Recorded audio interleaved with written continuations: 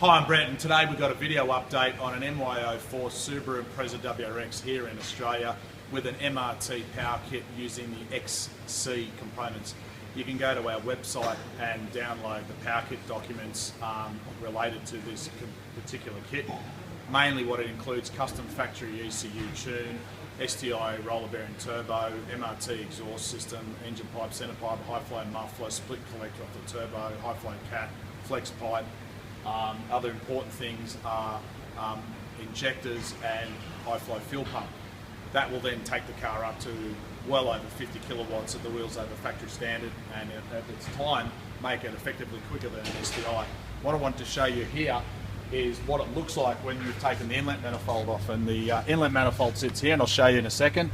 We've bolted in the brand new STI roller bearing turbo. And I'll just take these carefully out of the way. You can see we've got brand new gaskets in place because these are a paper gasket. Often when you pull the inlet manifold, these tear and they can't be reused. So these inlet ports, this particular model is quite clean on the intake side. You'll see around the side here where there's an oil build-up and it's had a few oil leaks over the years. Remembering this car is now well over 10 years old. This is the power steering pump. From a maintenance point of view, they are starting to leak and require servicing these days. The air conditioning pump bolts on the front and the alternator in the middle, run by the auxiliary drive belts off the front of the crankshaft, which also these multi-V belts you want to keep an eye on. And right down inside here behind this plastic cover is the timing belt. And you can see someone's done a timing belt in the past. They haven't put all the bolts back on, and these bolts on the front of the engine hold the plastic cover and keep all the debris out from the rubber belt on the inside. So over here you'll see this is the factory WRX inlet manifold. It's quite easy to tell the difference because it's not red like the STI is. We've changed right in under here as we've put some new bigger injectors. These are the crash bars which, if in the case of an accident, protect the fuel system from being damaged, which causes a fire, which is part of the things you've got to pull off.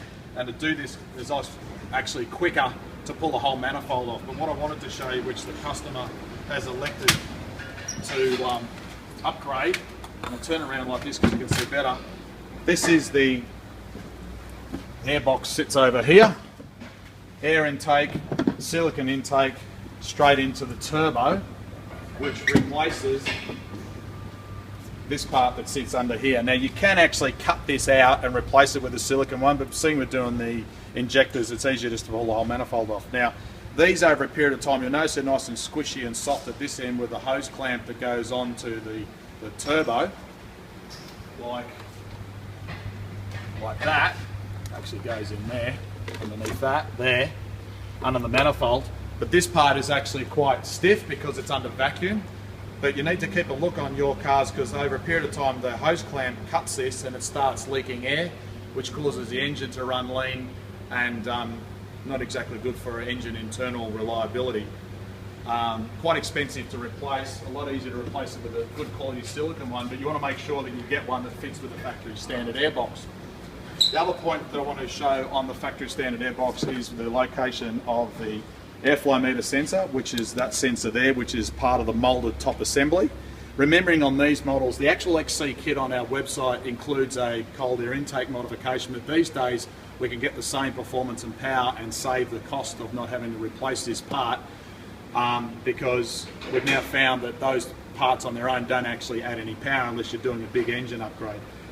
But this sensor in here is important that it's located in the right position, matching the right diameter, because it's calibrated for measuring a certain amount of air through a small hole relative to the total volume of the cross-sectional area of this pipe.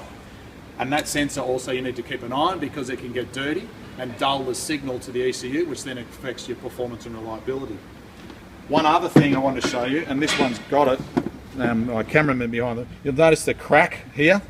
Now when you fit and remove and replace this airbox, when it's in the car, that goes down in there and you connect it in place and it sandwiches the air filter in between. These are now getting quite old and the plastic gets brittle and it breaks off, but it cracks. But we see a lot of cars come in and people have clipped them down at the top here, like that. But these are not holding place because these are broken off or they haven't been refitted, and you'll see you end up with a gap and your air filter might as well just be stopping rocks because it doesn't stop any dust going into your engine. Some of these injectors you need to choose carefully because the injector pattern needs to squirt down at the inlet manifold into this port either side of the two valves. Now, it's that recess there where the injector fires, and the injectors have got a jet that goes down, one down that hole and one down that hole. Poor quality injectors end up firing at the wrong angle on the side of the port, or they hit this part in the middle, and you end up with really bad atomization of the injector squirting of the fuel into the engine, and that results in poor performance and actually makes it quite difficult to tune the car because at different RPMs the flow varies and you either get a dribble down the side of the inlet port or it's a squirt going in all the wrong places. You'll also notice on the inside of this manifold, if you look right up inside there, is a butterfly. It's a bit hard to see on the camera, but it's right up inside. I'll take a still photo and show you. This is it's the TGVs, or the tumble generator valves, which is controlled by this servo motor on the end of the inlet manifold, and you'll notice it actually can be unbolted.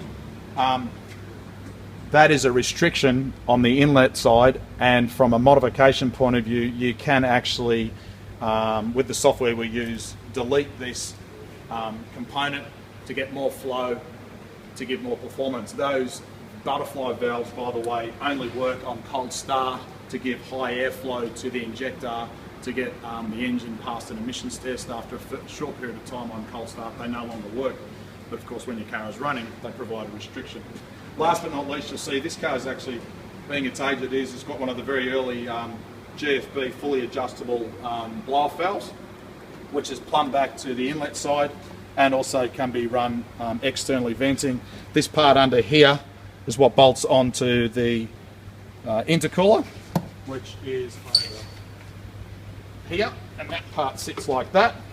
And this being the intercooler off the WRX, is not quite as big as the STI, and it's a good opportunity for upgrade. We're going to do an MRT top mount intercooler to give the guy a little bit more performance. Remembering the intercoolers give you a little bit of peak power, but more consistent power on hot days.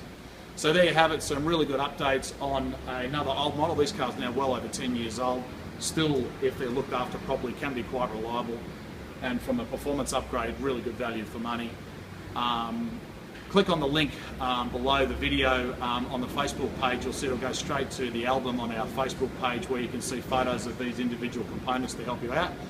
Subscribe to our video channel so you get some more updates. Of course, make some comments and give us some feedback wherever you are in the world. I'm Brett Middleton on behalf of my team here at MRT Performance and Aaron behind my phone and camera.